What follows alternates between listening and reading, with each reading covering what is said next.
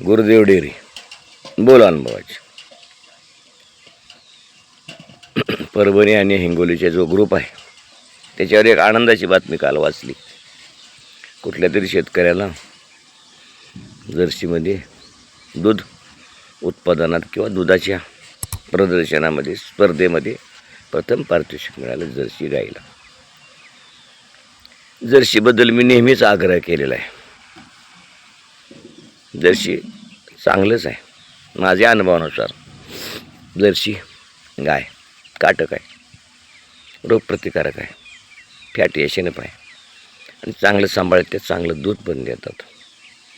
माझ्याकडं कालवडं जगण्याचं प्रमाण जर्सीमध्ये चांगलं आहे, मरण्याचं प्रमाण एचएफमध्ये जास्त आहे. जर आजार येतील लहानपणी तर एचएफला येतील, जर्सीला नाही येणार. म्हणजे जगण्याचं प्रमाण जर्सीमध्ये जास्त आहे. रोगप्रतिकारशक्ती जर्सीमध्ये आहे. वर्षाला विण्याची ताकद आहे त्याच्यामध्ये. फॅट एशनच्या बाबतीत तर त्याच्यात तोडच नाही. सांभाळायला सोपं आहे. जर्सीची वेत जास्त होतात. जर्सी गाय आपल्याला दरवर्षाला वेत देते, बरोबर ती लागू राहते. कमी मेंटेनन्स, रोगप्रतिकारशक्ती असल्यामुळं तिचा मेंटेनन्स कमी आहे. औषधं कमी लागतात. औषधं कमी लागल्यामुळे आपला खर्च कमी होतो. आणि दुसरे एक वैशिष्ट्य, एचएफ गायला आजार झाला आणि ती आजारातून उठली तर तिचं दूध जागेवर येत नाही. पण जर्सी गाय आजारी झाली आणि पुन्हा जर आली तर ती पुन्हा दुधावर येते.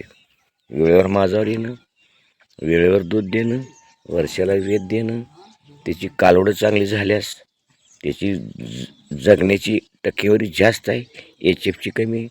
आणि त्याच्यामध्ये त्यांनी एबीएसचं नाव घेतलं. जाहिरात करायची नाही, पण एबीएस चांगलंच आहे.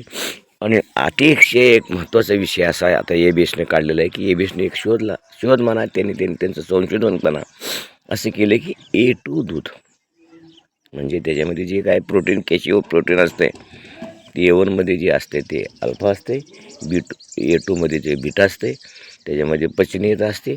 अशा प्रोटीन असलेल्या दुधाचं त्यांनी A2 दूधचे ओळू तयार केलं. एक जी गाय आहे, रोमी आहे, 5 ओळं आहेत एबीचे जर्सीमध्ये जे A2 दुधाचे आहेत. महत्त्वाचा विषय सगळ्यांना ऐकून घ्यावं. एबीएसची A2 दुधाची ओळू आहेत, त्याच्यापासून तुमच्या कालवडी तयार करा. तुमचं दुधाच्या त्या कालवडी पुन्हा A2 दूध देतील. आणि A2 दुधाची जी किंमत जगामध्ये किंवा भारतामध्ये आहे ती दुसरीकडे कुठंच नाही. आणि आपण सुद्धा जनतेला चांगलं दूध द्यायला बांधील आहोत. आपलं कर्तव्य आहे की आपण लोकांना चांगलं दूध द्यावं, A2 दूध द्यावं. ते एबीएस A2 दुधाचं वळूचं ब्रीड भरवा आणि जर्सी कारोडं बनवा. एचएफपासून जरा लांब चला. एचएफ, A1 दूध, नुकसान, आजार, कारोडी मरणं आणि माझावर न जाणं, आणि माझावर न जाण्यामुळं कमी वेत मिळणं. 7-8 वेतामध्ये एचएफ गाय गुंडाळली जाते. आणि हे जर्सी गाय 12, 14, 15, 16 वेत मी जर्सीचे घेतो आहे. तुम्हाला दूध कमी वाटतं आहे, पण नाही.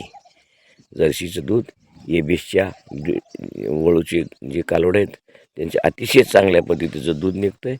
त्यांच्या दुधामध्ये फॅट चांगला असते, एशनएफ चांगलं असते. दूध प्रॉडक्ट बनवायला जर्सीचं दूध अतिशय चांगलं. सर्व अर्थानं जर्सी. आठवण झाली त्या शेतकऱ्यांना प्रथम पारितोषिक मिळालं त्याचं पहिल्यांदा अभिनंदन.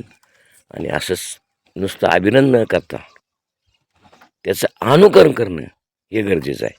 सगळ्यांनी त्याला अभिनंदन केलं, छान छान छान नाही. शिवाजी महाराज जन्मावे पण दुसऱ्याच्या घरात, आपल्या घरात नाही. ही भूमिका सोडून आपण आपलं त्यांच्याबरोबर कसं करता येईल हा विचार करा. आणि असे जर्सी एबीएसचे कालवडं सांभाळा, जन्माला घाला आणि आपली प्रगती साधा. ह्या प्रदर्शनाच्या किंवा स्पर्धेच्या अनुषंगानं मी तुम्हा सर्व शेतकऱ्यांना आवाहन करेन की त्यांचं अनुकरण जरूर केलं पाहिजे. आणि असे आपण कारोड उत्पादन करून असे दुधात प्रगती केली पाहिजे, विकास साधला पाहिजे. भेटूया पुढच्या भागात.